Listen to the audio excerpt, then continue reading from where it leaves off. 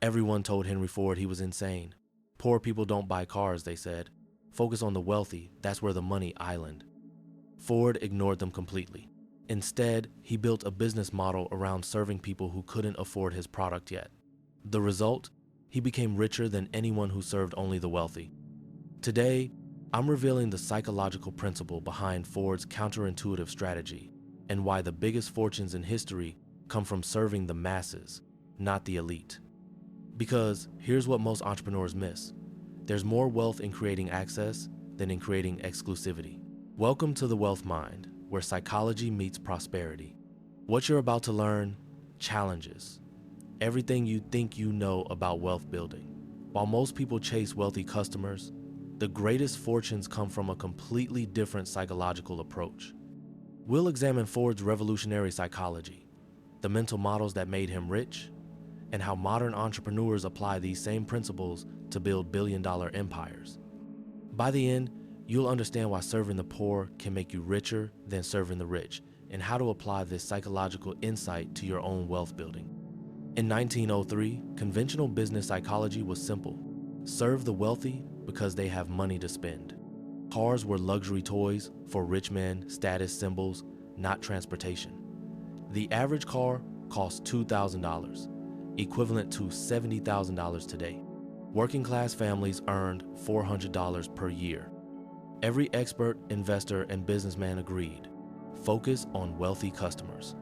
That's where profit lives.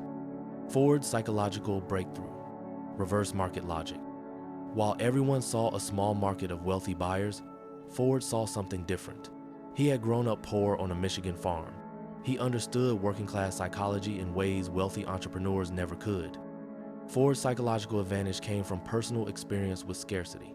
He knew that poor people had desires, dreams, and ambitions, they just lacked access. The first psychological insight, suppressed demand. Ford recognized what economists now call suppressed demand, massive desire that can't be expressed because of access barriers. While wealthy entrepreneurs saw no market, Ford saw millions of potential customers waiting for someone to make products accessible. But Ford's most radical psychological insight was this: workers could become consumers if you paid them enough and made products affordable enough. This was psychological heresy in 1903. The business elite believed workers were cost to minimize, not customers to serve.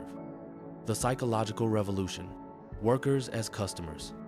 Ford didn't just want to employ people, he wanted to employ people who could afford to buy what they were making. This created a psychological feedback loop that would revolutionize capitalism itself. In 1914, Ford made the most psychologically radical business decision in history.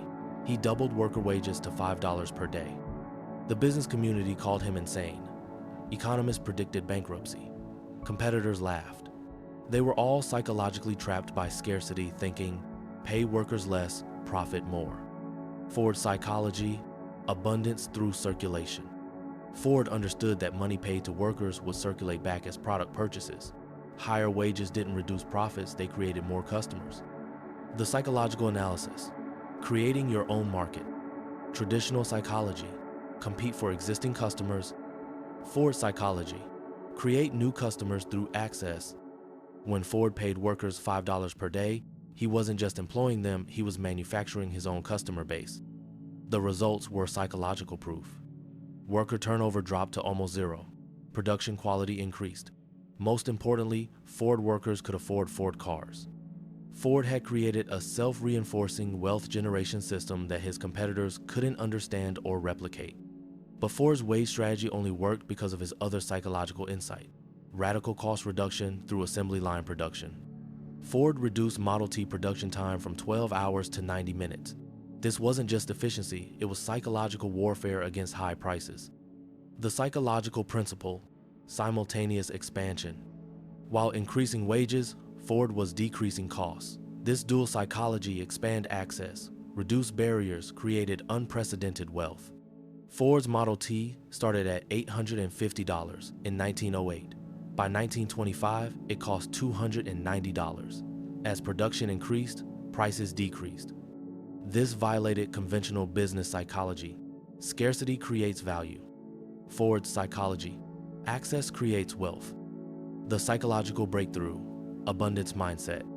While competitors focused on premium products for premium customers, Ford focused on universal products for universal access. By 1918, half of all cars in America were Model Ts. Ford had created wealth by creating access.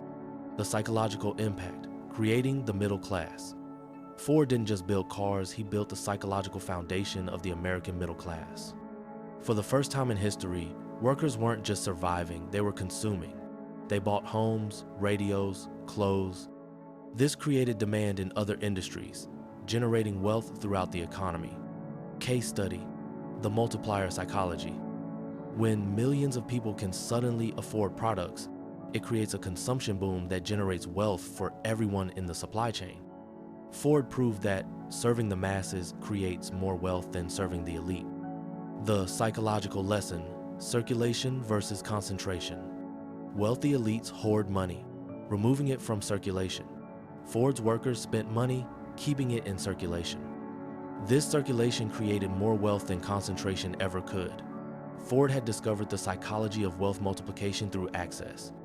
Ford's psychological principles didn't die with him.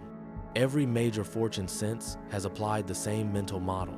Serve the masses, not the elite. Sam Walton and Walmart psychology. In the 1962nd, Walton applied Ford psychology to retail. While competitors focused on wealthy urban customers, Walton served rural working-class America that everyone else ignored. Result: Walmart became the world's largest retailer by serving people others considered too poor to matter. Ray Kroc and McDonald psychology. Kroc created fast food assembly lines, making restaurant food accessible to working families. Not gourmet, but accessible. The result: a global empire built on serving people who couldn't afford expensive restaurants. Modern digital applications. India's economic boom started with affordable smartphones that gave millions access to the digital economy. China's middle-class expansion followed the same pattern. Create access, build wealth. The psychological pattern. Amazon serves everyone, not just the wealthy. Google makes information free. Apple makes technology accessible. Every major fortune comes from expanding access, not limiting it. The psychology for today's entrepreneurs. The next fortunes will come from making AI, healthcare, education, and housing accessible to people who can't afford them yet. The psychological framework. 1. Identify suppressed demand in large populations. 2. Create access through cost reduction or payment innovation. 3. Build systems that turn users into customers. 4. Scale through circulation, not concentration. The psychological truth. There's more wealth in serving 1 million people affordably than serving 1,000 people expensively. Henry Ford proved that the greatest wealth comes from serving those who can't afford you yet, not those who already can. His psychological insight workers as consumers created more wealth than any luxury strategy ever could. The meta principle: access creates wealth. While most entrepreneurs chase wealthy customers, the biggest fortunes come from creating access for the masses. Ford didn't get rich by serving the rich. He got rich by making the poor richer and creating customers in the process. Your psychological choice. Will you compete for wealthy customers who already have choices, or will you create access for people who have been ignored? The psychology that built Ford Motor Company, Walmart, McDonald's, and Amazon is the same psychology that will build the next trillion-dollar fortune. If this counterintuitive approach to wealth building resonates with your entrepreneurial vision, subscribe to The Wealth Mind. We decode the psychology behind history's greatest business strategies. Until then, serve the underserved.